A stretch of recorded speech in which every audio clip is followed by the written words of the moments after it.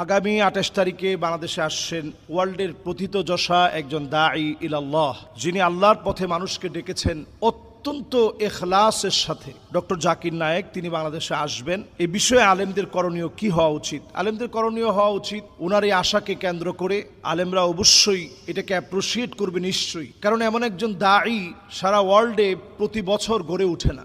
শতাব্দীর ভিতরেও কখনো এমন দাঈ পাওয়া যায় না। আমি আল আজহার বিশ্ববিদ্যালয়ে যখন সবেমাত্র ছাত্র হয়ে গেলাম, আমার পরিষ্কার খেয়াল আছে তিনি আল আজহার বিশ্ববিদ্যালয়ের একটা দাওয়াতে কনফারেন্সে তিনি এসেছিলেন এবং সেখানে বক্তব্য রেখেছিলেন। আল আজহার বিশ্ববিদ্যালয় ওনাকে দাওয়াত করে নিয়েছিলেন ওয়ার্ল্ডে দাওয়াতি কাজের এই অবদানে ওনাকে স্মরণীয় করার জন্য, সম্মানিত করার জন্য। তো আলহামদুলিল্লাহ ওনার বিনয় আমি একেবারে কাছ থেকে দেখেছি, ছাত্র জমানা থেকে। উনি ওনার একেবারে হোটেলে ডেকে নিয়ে একেবারে স্বাভাবিকভাবে কথা বলছেন। আমি কাছ থেকে ওনার পোশাক দেখেছি, একেবারে খুব সিম্পল সাধারণ পোশাক তিনি পরেন। সাধারণের ভিতরে যেটা